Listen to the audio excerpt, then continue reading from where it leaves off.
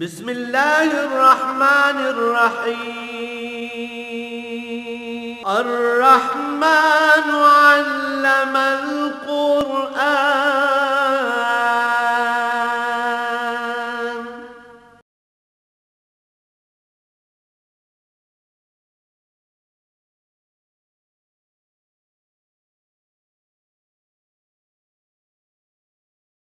الحمدللہ رب العالمین والصلاة والسلام علی حبیبہ محمد وآلہ وصحبہ اجمعین۔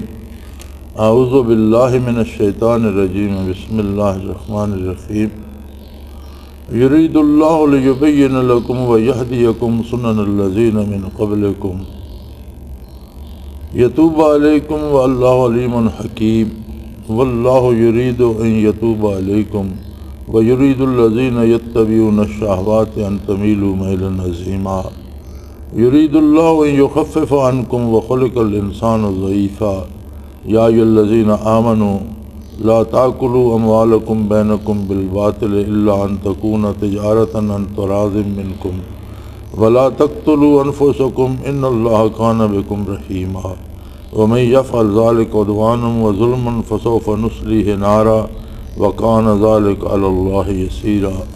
اللهم سبحانك لا علم لنا إلا ما علمتنا إنك أنت العليم الحكيم۔ مولاي صل وسلم دائما أبدا على حبيبك خير الخلق كلهم۔ يريد الله ليبين لكم ويهديكم سنن الذين من قبلكم۔ اللہ کریم کو یہ بات پسند ہے، یہ چاہتے ہیں کہ ہر بات کی آپ پر وضاحت کر دی جائے، مومنین کو ہر فعل کی خوبی اور خامی سے مطلع فرما دیا جائے۔ خوبی اور خامی کا تعلق اللہ کریم کی پسند و ناپسند پر ہے۔ جو چیز اللہ کو پسند ہے وہ خوبی ہی خوبی ہے، اور جو بات اللہ کریم کو پسند نہیں اس میں کوئی خوبی نہیں۔ اور یہ بڑی عجیب بات ہے کہ اللہ کریم اپنی مخلوق پر حد سے زیادہ مہربان اور رحم کرنے والے ہیں، اور وہی چیزیں اللہ کریم نے پسند فرمائی ہیں جو مخلوق کے حق میں بھی بہتر ہیں۔ پیچھے بات چل رہی تھی نکاح کی، ازواج کی، محرمات کی، تو فرمایا یہ قوانین یا ضابطے اس لیے نہیں بنائے گئے کہ تمہیں کسی تکلیف میں یا مصیبت میں مبتلا کیا جائے۔ دنیا میں جتنے فسادات ہوتے ہیں ان میں ایک بہت بڑا حصہ مرد اور عورت کے تعلقات کا ہے۔ جہاں ان میں ذرا سی خرابی آتی ہے تو اس کے نتیجے میں خاندانوں کے خاندان تباہ ہو جاتے ہیں، قومیں اجڑ جاتی ہیں۔ بلکہ ایک مغربی محقق کا قول ہے کہ قوموں کا سفینہ خواتین کے ہاتھوں شراب کے مٹکے میں ڈوب گیا۔ جو قومیں تباہ ہوئیں ان کے بارے جو اظہار رائے اس نے کیا، اس کا خیال ہے کہ قوموں کا سفینہ عورتوں کے ہاتھوں شراب کے مٹکے میں ڈوب گیا۔ یعنی جب بے راہ روی آتی ہے تو اس کے ساتھ پھر نشہ آور چیزیں آتی ہیں اور یوں قومیں تباہی کی طرف چل نکلتی ہیں۔ لہذا اللہ کریم نے ان تعلقات کو جو خواتین اور مردوں کے ہیں یا مرد عورت کے ہیں انہیں ایک ایسا خوبصورت اور حسین موڑ دیا اور ایسا خوبصورت بنایا کہ اگر شرعی طریقے پر عمل کیا جائے تو بجائے جھگڑوں کے خاندانوں میں قربت پیدا ہوتی ہے، محبت پیدا ہوتی ہے، قبائل اور خاندان ایک دوسرے سے اکٹھے ہوتے ہیں۔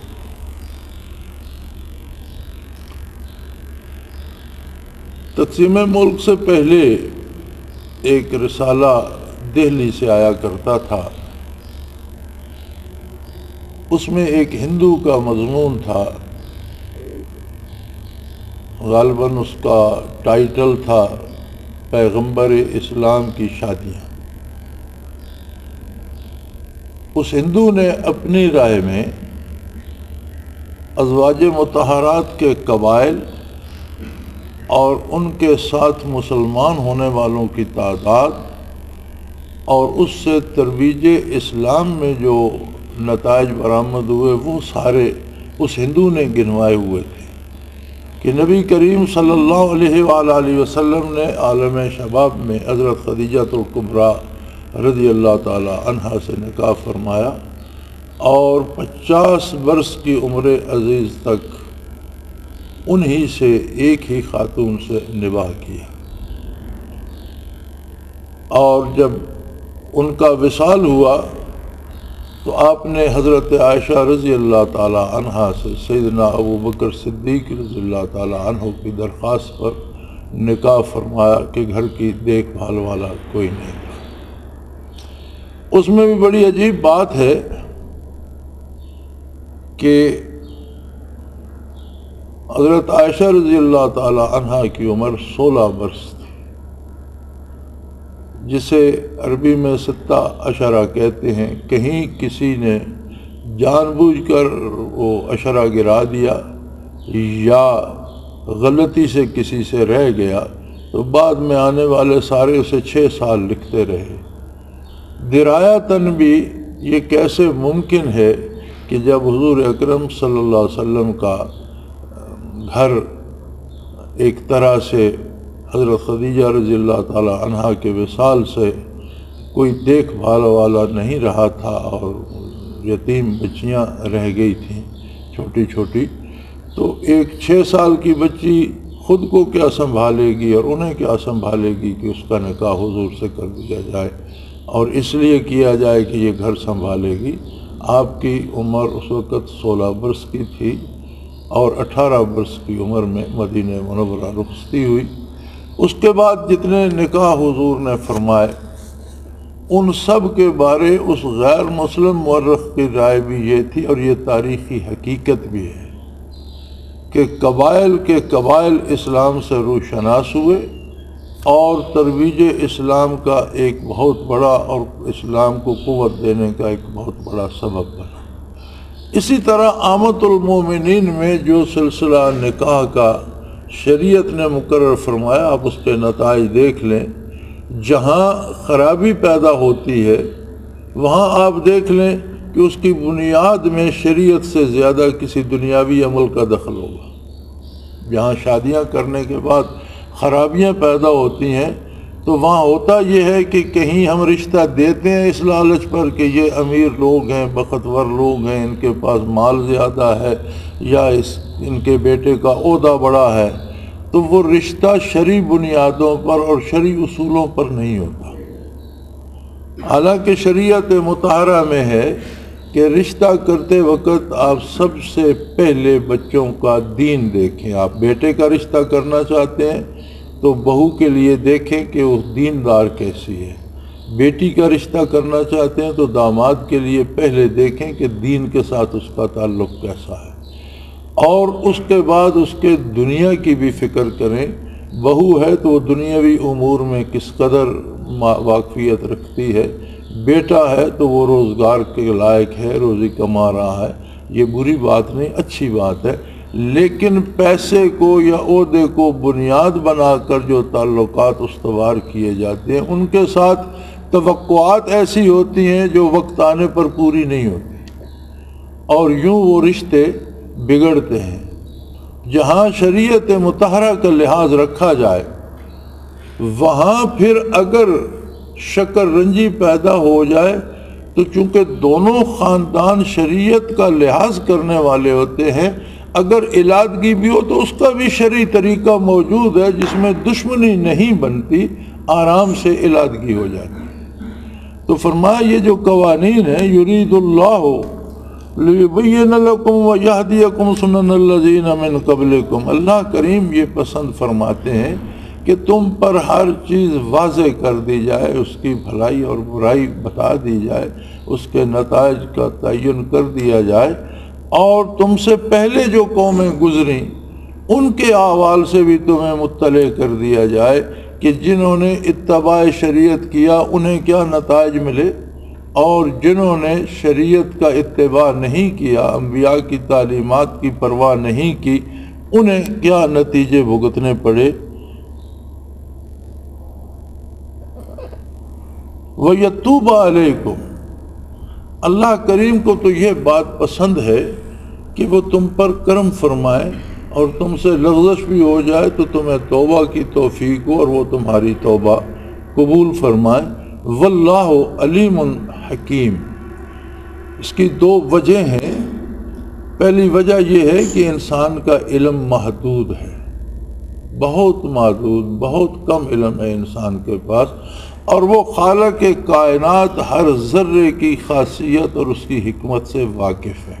وہ علیم ہے، وہ جانتا ہے کہ کس کام کو کس طرح سے کرنا چاہیے، اور وہ حکیم ہے، دانا تر ہے، اس کی حکمت کے تقاضے ہیں، اس لیے اس نے تمہیں یہ اصول و قوانین بتا دیے۔ تاریخی اعتبار سے جب مورخین جائزہ لیتے ہیں اقوام عالم کا تو معلوم تاریخ انسانی میں 16 یا 17 قومیں ایسی ہیں جو سربراہ قوموں کی فہرست میں مورخ شامل کرتے ہیں، جن قوموں کی ایک تہذیب ہے، وہ قومیں جنہوں نے اپنا رہن سہن زندگی کے اصول ایسے بنائے جسے تہذیب کہا جا سکتا ہے، جنہوں نے معاشرے کو اپنی لپیٹ میں لیا، جن کے قواعد و اصول پر کثرت سے لوگوں نے عمل کیا، یعنی وہ ایک تہذیب کہلائی۔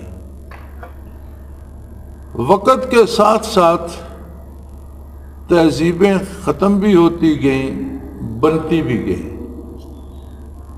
آج کی ہم بات کریں تو آج ہمارے پاس دنیا میں صرف 2 تہذیبیں ہیں۔ وہ جو 16-17 تھیں تقریباً ساری نابود ہو چکی ہیں۔ ان 2 میں ایک تہذیب ہے اسلام، جو روز اول سے آج تک قائم و دائم ہے، جس میں کوئی تبدیلی نہ ہوئی ہے، نہ ہوگی، نہ ممکن ہے۔ بنیادی اور طے شدہ طریقے اور اصول ہیں جو آقا نامدار صلی اللہ علیہ وسلم نے بتا دیے، کتاب اللہ میں موجود ہیں اور اس تشریح میں موجود ہیں جو نبی کریم صلی اللہ علیہ وسلم نے اس کی فرمائی، عملاً فرمائی، قولاً فرمائی۔ جو تشریح حضور نے فرمائی اس میں وہ سارے موجود ہیں۔ اب اس کے بعد کوئی نئی وحی نہیں آئے گی، نئی کتاب نہیں آئے گی، نئی نبوت نہیں ہوگی، ان میں کوئی تبدیلی قیامت تک نہیں ہوگی، وہ اپنی جگہ قائم ہے۔ دوسری تہذیب، مختلف تہذیبوں کے ملنے سے ایک نئی تہذیب وجود میں آئی جسے آج ہم مغربی تہذیب کہتے ہیں۔ اسلام کے علاوہ جتنی تہذیبیں تھیں، تاریخی اعتبار سے ان تہذیبوں کو مغربی تہذیب نے اپنے اندر سمو لیا۔ اب آپ دنیا پہ پھر کر دیکھیں، لباس میں، حلیے میں، بول چال میں، کھانے پینے میں، یہ بنیادی چیزیں ہوتی ہیں کسی بھی تہذیب کی۔ جن چیزوں کو ہم اہمیت نہیں دیتے یہ سب سے زیادہ اہم ہوتی ہیں۔ علامہ ابن خلدون رحمۃ اللہ تعالی علیہ نے اپنی مشہور تصنیف مقدمہ میں یہ بات زیر بحث لائی ہے کہ کسی بھی قوم یا کسی بھی تہذیب کے طریقے آپ اپنانا شروع کر دیں، لباس میں، بود و باش میں، کھانے پینے میں، بول چال میں، تو نتیجہ یہ ہوتا ہے کہ جو چیزیں آپ اپنا لیتے ہیں ان کی تو آپ برائی کر ہی نہیں سکتے، چونکہ آپ نے خود اپنائی ہوئی ہیں تو آپ کہتے ہیں یہ بہت اچھی ہیں۔ اس کے علاوہ ان میں جو خرابیاں اور جو برائیاں ہیں وہ بھی آپ کی نظر میں چھوٹی ہو جاتی ہیں، اور رفتہ رفتہ آپ اپنے آپ کو ضائع کر کے اسی کا حصہ بن جائیں۔ اور یہی مضمون جو ہے حضور صلی اللہ علیہ وسلم کے ارشاد عالی میں ہے۔ فرمایا من تشبہ بقوم فہو منہم، او کما قال رسول اللہ صلی اللہ علیہ وسلم، کہ جس شخص نے جس قوم کی مشابہت اختیار کی، اس کے طور طریقے اپنائے، وہ روز حشر اسی کے ساتھ اس کو کھڑا کیا جائے گا۔ جن جیسا وہ ہوگا، جن جیسی اس کی سوچ ہوگی، جن جیسا اس کا کردار ہوگا، جن لوگوں جیسا اس کا حلیہ ہوگا، انہی لوگوں میں اس کا حشر کیا جائے گا۔ آج ہمیں ایک حقیقت ہے جو تسلیم بھی ہم نے کی ہوئی ہے کہ روئے زمین پر سب سے زیادہ مظلوم قوم من حیث القوم مسلمان ہیں، اور جو چاہتا ہے ان پر چڑھ دوڑتا ہے، جب چاہتا ہے ان کا خون بہا دیتا ہے۔ خون انسان بلکہ خون مسلم آج پانی سے بھی ارزاں ہو گیا۔ کسی کا ایک مصرع تھا کہ خون انسان آج پانی سے بھی ارزاں ہو گیا، تو اس میں اب یہ تبدیلی اگر کر دی جائے کہ خون مسلم آج پانی سے بھی ارزاں ہو گیا، تو اس کے لیے ہمیں تھوڑا سا یہ جائزہ لینا چاہیے کہ ایسا ہمارے ساتھ کیوں ہو رہا ہے۔ آخر کوئی طریقہ، کوئی سلیقہ، کوئی کام ہمارا ایسا ہے جس کے نتیجے میں ہم رحمت باری سے محروم ہو کر غضب الہی کا شکار ہو رہے ہیں۔ جماعت مومنین یا ملت اسلامیہ پر کفار کا غلبہ ہو یا ان میں کفار میں ظلم کرنے کی طاقت ہو، تو اس کا مطلب یہ ہے کہ ہم کہیں سے کوئی کڑی ہم نے چھوڑ دی ہے، کوئی بات ہے جو ہم سے چھوٹ گئی ہے۔ اسے اگر ہم دیکھیں تو اگلے دن ایک تجزیہ گیلپ سروے والوں کا آیا ہوا تھا۔ وہ بین الاقوامی ایک ہے، گیلپ سروے والے ایک تنظیم ہے، اور مختلف موضوعات پر وہ سروے کا ان کا ایک بین الاقوامی سروے آیا ہوا تھا مسلم ریاستوں کا، جس میں وہ کہتے ہیں کہ تمام مسلم ریاستوں میں جتنے لوگ ہیں، عوام جتنے ہیں، وہ سب یہ چاہتے ہیں کہ ہمارا طریق جو ہے حکمرانی وہ اسلام کے مطابق ہو اور ہمارے ملک میں اسلام نافذ کیا جائے۔ لیکن ہر اسلامی ملک کے حکمران مغربی تہذیب کے دلدادہ ہیں، وہ مغربی تہذیب میں پیدا ہوتے ہیں، مغربی تہذیب میں پڑھتے ہیں، مغربی تہذیب سمیت حکومت میں آتے ہیں، اور مغربی تہذیب کو رواج دینے کے لیے اپنی ساری کوششیں صرف کر دیتے ہیں۔ یہ میری بات نہیں، یہ گیلپ سروے والوں کی بات۔ یعنی اب اگر آپ پاکستان کو ہی لیں تو ایک طبقہ برسر اقتدار ہے جو میرے اندازے کے مطابق، میں غلط بھی ہو سکتا ہوں، لیکن میرے اندازے کے مطابق 2% سے کم ہے، زیادہ نہیں۔ یعنی ملک کے 2% ایسے لوگ ہیں جو ایوان سلطنت پر قابض ہیں، بیٹھے ہیں، ایک جاتا ہے دوسرا آ جاتا ہے، وہ جاتا ہے پھر وہی آ جاتا ہے، انہی خاندانوں کی، انہی لوگوں کی باریاں بنی ہوئی ہیں، اور 16 کروڑ لوگ ان کے غلام ہیں، مزارع ہیں، نوکر ہیں، ملازم ہیں، یا جو بھی آپ سمجھ لیں، مجبور ہیں کہ ان کے اشاروں پر ناچتے رہیں۔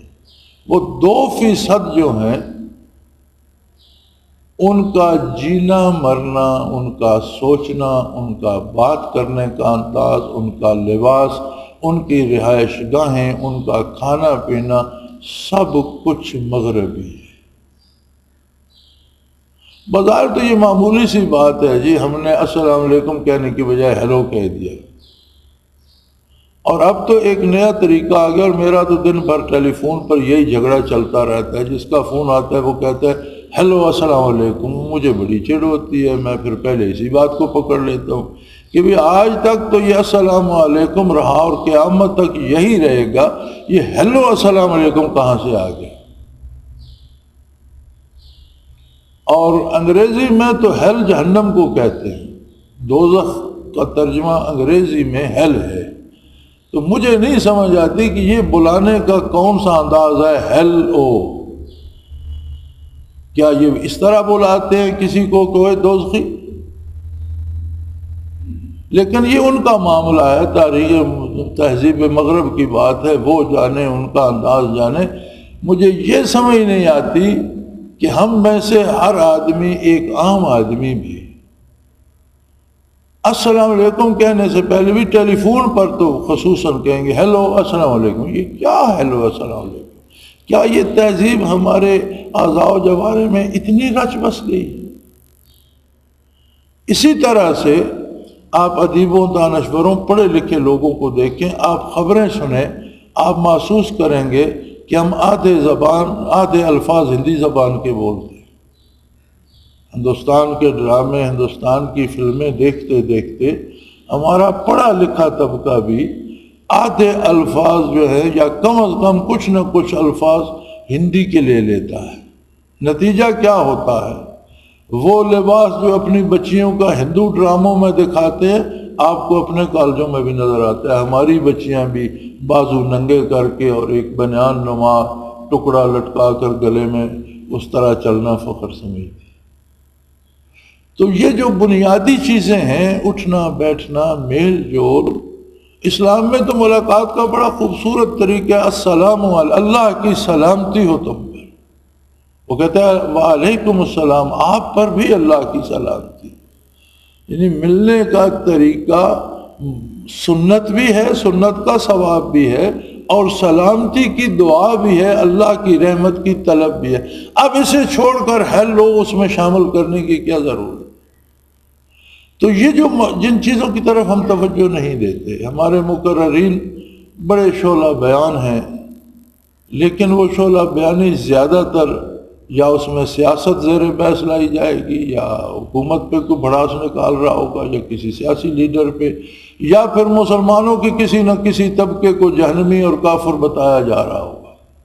تو میرے خیال میں وہ اتنا ضروری نہیں ہے جتنا ضروری یہ ہے کہ ہم مسلمانوں کو ان کے اپنے بنیادی اطوار کی طرف متوجہ فرمائیں، جن کی طرف قرآن متوجہ فرماتا ہے، جن کی طرف رسول اللہ صلی اللہ علیہ وسلم متوجہ فرماتے ہیں. ہم مسلمانوں کو ان بنیادی چیزوں کی طرف متوجہ فرمائیں جو اسلام کی بنیاد ہے. اور جب سے یہ بنیادی چیزیں ہمارے ہاتھ سے نکلی ہیں، رحمت الہی سے ہم محروم ہوتے جا رہے ہیں. اور صرف بنیاد نہیں چھوٹی، ہم سے اللہ کا نام لینا چھوٹ گیا ہے، اللہ کی یاد چھوٹ رہی ہے، عبادات فرائض چھوٹ رہے ہیں، قرآن کی تلاوت چھوٹ رہی ہے، قرآن فہمی چھوٹ رہی ہے. بلکہ آپ دیکھیں گے کہ بڑے بڑے جہاں دیدہ لوگ، بڑے بڑے سیاسی کارکن، بڑے بڑے حکمران، وزراء، جنازے کی نماز نہیں آتی، سورۃ فاتحہ کا ترجمہ نہیں آتا، تلفظ صحیح نہیں ہے.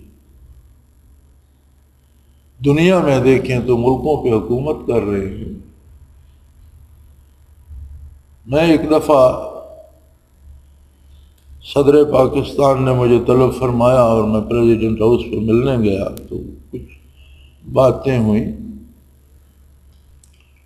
تو اس وقت، آج کا مجھے نہیں پتا، اس وقت جہاں صدر صاحب تشریف رکھتے ہیں اپنے دفتر میں، ان کے پیچھے ایک آیہ کریمہ لکھی ہوئی ہے بڑے موٹے خط میں، اور ان کے سر کے اوپر لگی ہوئی.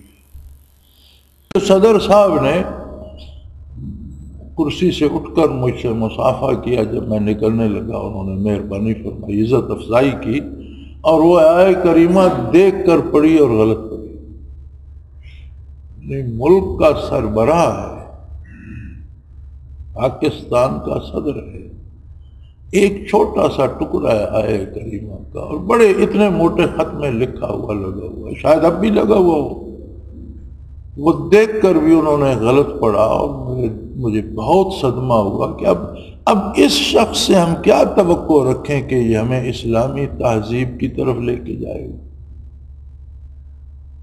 تو یہی بات یہاں فرمائی جا رہی ہے، یرید اللہ لیبین لکم، اللہ کریم یہ چاہتے ہیں کہ تم پر ہر بات کی اہمیت واضح کر دی جائے. جن باتوں کو تم چھوٹا سمجھتے ہو، یہ چھوٹی اس لیے نہیں ہے کہ یہ اللہ کا حکم ہے، یہ چھوٹی اس لیے نہیں ہے کہ یہ محمد الرسول اللہ کی سنت ہے. تم کیسے کہتے ہو چھوٹی بات؟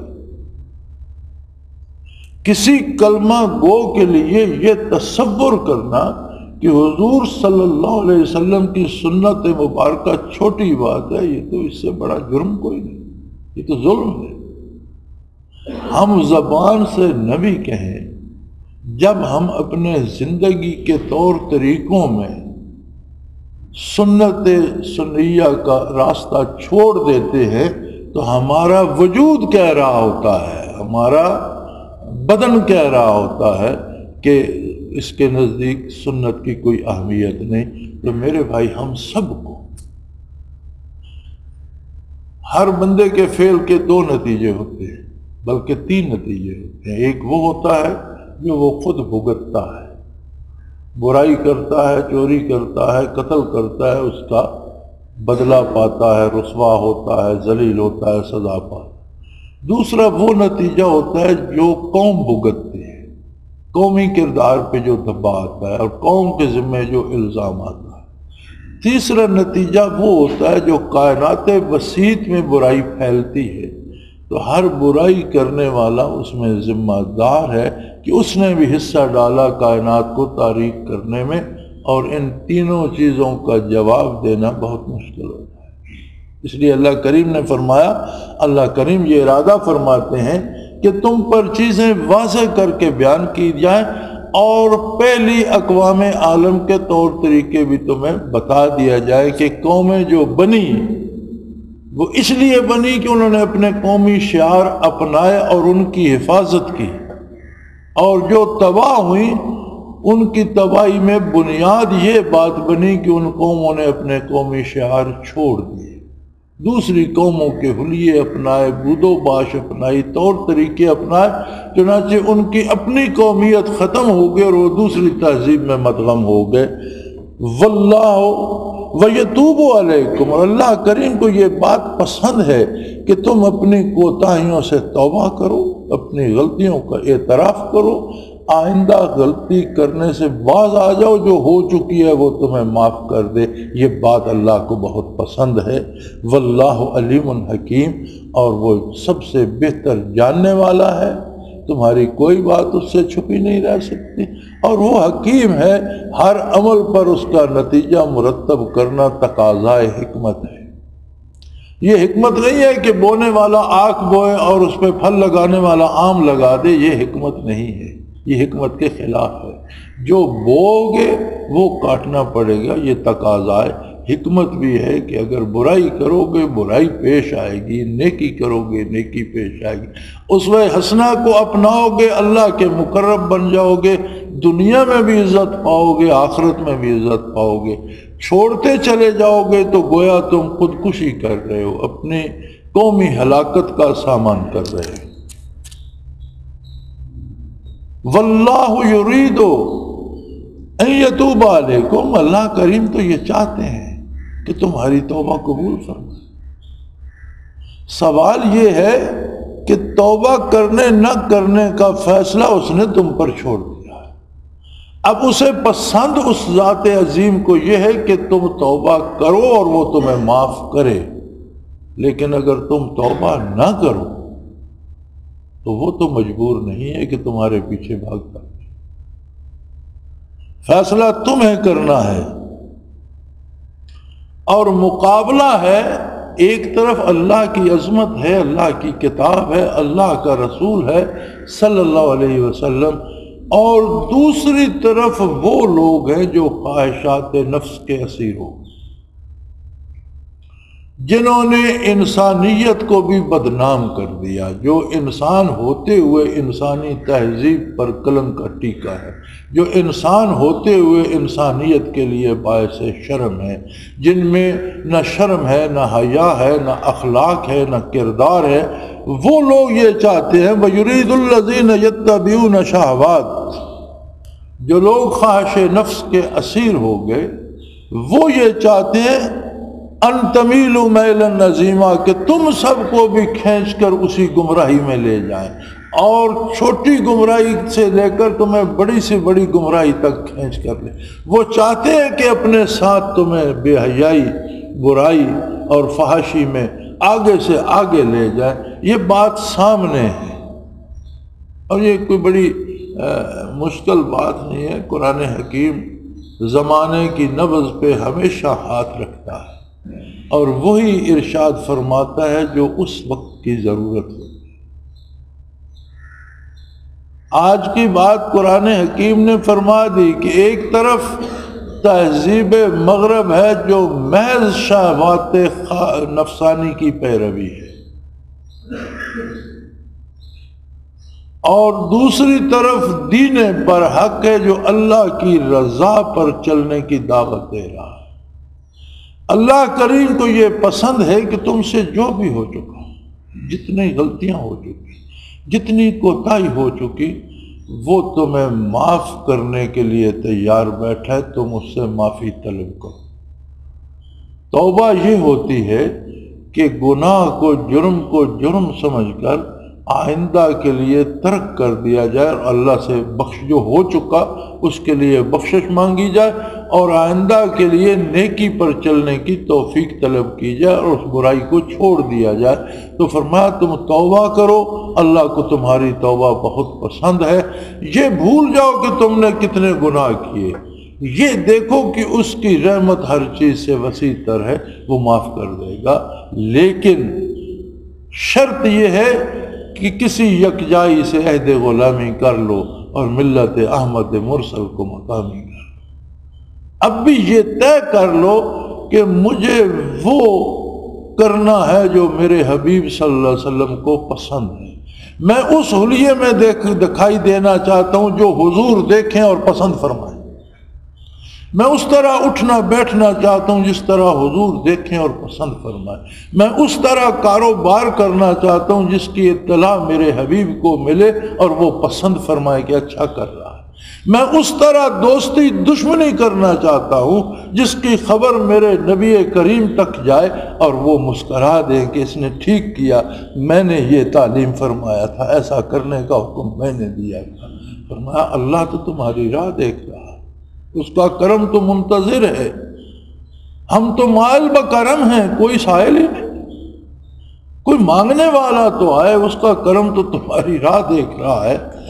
لیکن ساتھ گمراہ قومیں، گمراہ لوگ، اور اب تو بین الاقوامی طور پر گمراہی کی ایک ہی تہذیب بن گئی ہے جسے آپ تہذیب مغرب کہتے ہیں، اسے آپ دنیا پوری پر دیکھیں، ان کا طریقہ کار ایک ہے، خواہشات نفس کی پیروی ایک سی ہے، برائی اور بدکاری اور بے حیائی ایک سی ہے، ان کا معاشی نظام ایک سا ہے، ان کا لباس ایک سا ہے، ان کا حلیہ ایک سا ہے، ان کا اٹھنا بیٹھنا ایک سا ہے، ان کی رہائش و بود و باش ایک سی ہے۔ فرمایا یہ چاہتے ہیں کہ اے اللہ کے مسلمان اور مومن بندو، یہ چاہتے ہیں کہ تمہیں بھی ہڑپ کر لیں اور رفتہ رفتہ تمہیں بھی اپنے ساتھ لے جائیں اور آگے سے آگے لیتے جائیں، تمیل میلن عظیمہ، کہ تم برائی میں پڑو اور پڑھتے پڑھتے انتہائی برائی تک چلے جاؤ۔ یہ شیطان کا کام کر رہے ہیں۔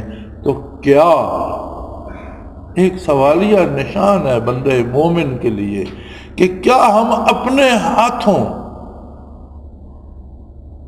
حضور اکرم صلی اللہ علیہ وسلم کی سنتیں تج دیں گے اور اہل مغرب کے رواج اپنا لیں گے؟ خدا نہ کرے کبھی ایسا۔ ایک بات یاد رکھو، دین برحق اپنے نزول سے لے کر قیامت تک قائم رہے گا، یہ کسی کا محتاج نہیں، افراد کا محتاج نہیں ہے۔ اس کی حفاظت کا ذمہ اس پروردگار عالم نے لیا ہے جس نے یہ دین نازل فرمایا ہے، جس نے یہ کتاب نازل فرمائی۔ اس نے فرمایا انا نحن نزلنا الذکر وانا لہ لحافظون، ہم نے یہ کتاب نازل کی ہے، ہم اس کی حفاظت کا ذمہ بھی لیتے ہیں، اس کا حق ادا کریں۔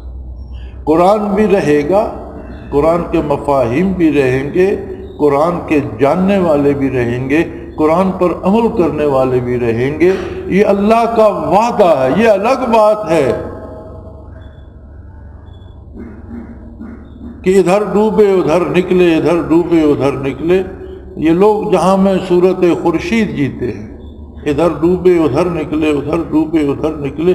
اگر کوئی ایک قوم ترک سنت کی مرتکب ہوگی اور اسلام سے معروف، کسی دوسری کو ایمان عطا کر دے گا اور وہ اسلام کا جھنڈا لے کر کھڑے ہو جائیں گے۔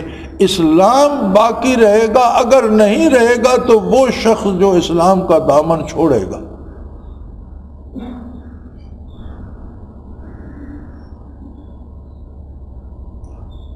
اگر مٹ جائے گا یا رسوا ہوگا یا جہنم میں جائے گا تو وہ جائے گا جو اسلام کا دامن چھوڑے گا، اسلام کے خلاف سازش کرے گا، اسلام کو نقصان پہنچانے کا سبب بنے گا، وہ گھاٹے میں رہے گا۔ اسلام افراد کا محتاج نہیں، اسے حفاظت الہیہ حاصل ہے اور یہ باقی رہے گا، اور جب اسلام نہیں ہوگا قیامت قائم ہو جائے، پھر کچھ بھی نہیں رہے گا۔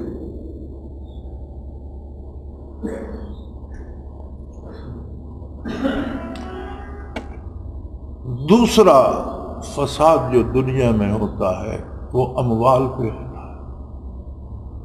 ایک بہت بڑے فساد کا سبب ہے مرد اور عورت کا رشتہ اور تعلقات۔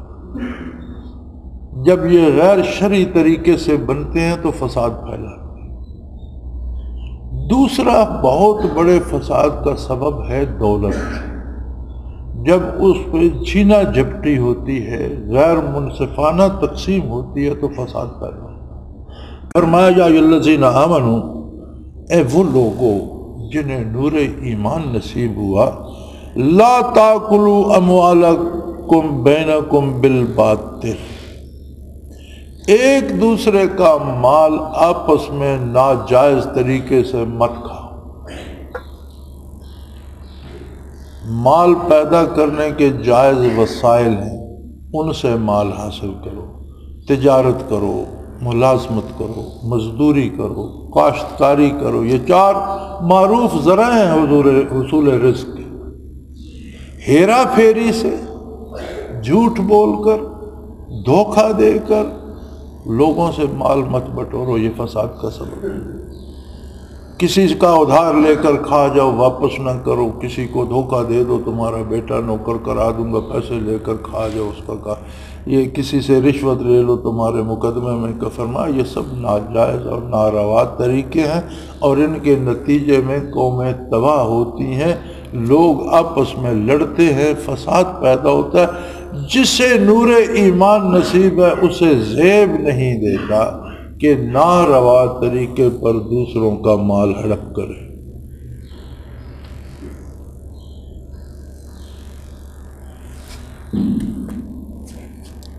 ہاں ایک آیہ کریمہ تو میں چھوڑ ہی گیا، فرمایا یرید اللہ ان یخفف عنکم وخلق الانسان ضعیفا۔ جتنے قانون شرعی جو ارشاد ہوئے ہیں تہذیب کے بارے، نکاح و طلاق کے بارے، رشتے ناطے جوڑنے کے بارے اور معاشرے کی تعمیر کے متعلق، فرمایا اللہ کریم نے وہ سارے تمہارے لیے آسان راستے جوڑے، ان میں کوئی مشکل نہیں ہے، کسی پر کوئی جبر نہیں ہے، کسی کے ساتھ زیادتی کی اجازت نہیں دی، بلکہ شرعی طریقے جتنے بھی ہیں تعلقات قائم کرنے کے نہایت آسان ہیں۔ وَخُلِقَ الْإِنسَانُ ضَعِيفًا، اللہ کریم جانتے ہیں کہ انسان میں اتنی طاقت نہیں ہے، وہ جتنا بوجھ برداشت کر سکتا ہے شریعت مطہرہ نے اس پر اتنا ہی بوجھ رکھا ہے، جو کام وہ نہیں کر سکتا اس کا اسے مکلف ہی نہیں ٹھہرایا۔ اور فرمایا آپس میں اموال کی تقسیم بھی شرعی طریقے سے کرو، جو طریقہ غیر شرعی ہوگا وہ باطل ہوگا، اور باطل طریقے سے ایک دوسرے کا مال مت لو۔ وآخر دعوانا ان الحمدللہ رب العالمین۔ یہ آیہ کریمہ آدھی رہے گی انشاءاللہ اگلے دن۔ اللہ اللہ اللہ اللہ اللہ اللہ اللہ اللہ۔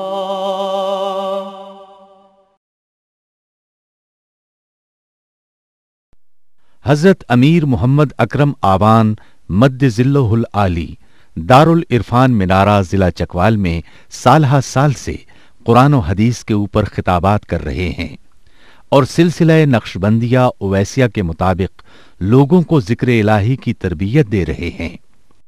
وہ قرآن پاک کی تفسیر ترتیب وار بیان کر رہے ہیں۔ تفسیر قرآن کو وہ موجودہ ملکی اور بین الاقوامی حالات کے مطابق بیان کرتے ہیں۔ موٹر وے سے کلر کہار کے انٹرچینج سے نکلتے ہوئے کلر کہار کی جھیل سے ہوتے ہوئے میانی، بوچھال اور نورپور سے گزرتے ہوئے دارالعرفان منارہ پہنچ سکتے ہیں۔ حضرت امیر محمد اکرم آوان نے بچیوں اور بچوں کی دینی اور دنیاوی تعلیم کے لیے سقارہ اکیڈمی کے نام سے ایک درسگاہ بھی قائم کی ہے، جس کا افتتاح ملک پاکستان کے صدر جنرل محمد ضیاء الحق نے اپنے دست مبارک سے کیا تھا۔ وہ تمام احباب جو اسلام کی طلب رکھتے ہیں ان سے گزارش ہے کہ دارالعرفان منارہ ضلع چکوال میں امیر محمد اکرم آوان صاحب کے خطابات سے مستفید ہوں۔ وہ ہر جمعے کو نماز سے پہلے بیان فرماتے ہیں۔ ہر ماہ کی پہلی اتوار کو ماہانہ اجتماع ہوتا ہے جس میں آپ خصوصی خطاب فرماتے ہیں اور پاکستان کے چاروں صوبوں سے احباب اس اجتماع میں شرکت کرتے ہیں۔ اس کے علاوہ یہاں سال میں 2 مرکزی اجتماعات بھی ہوتے ہیں، ایک رمضان المبارک میں اعتکاف کا اجتماع اور دوسرا جولائی اور اگست میں 40 دن کا اجتماع ہوتا ہے جس میں روحانی تربیت کی جاتی ہے۔ اپنا خون سیماب دے کر اتنا ہم کر جائیں گے، نام آقا کا چمن میں پھر رقم کر جائیں گے۔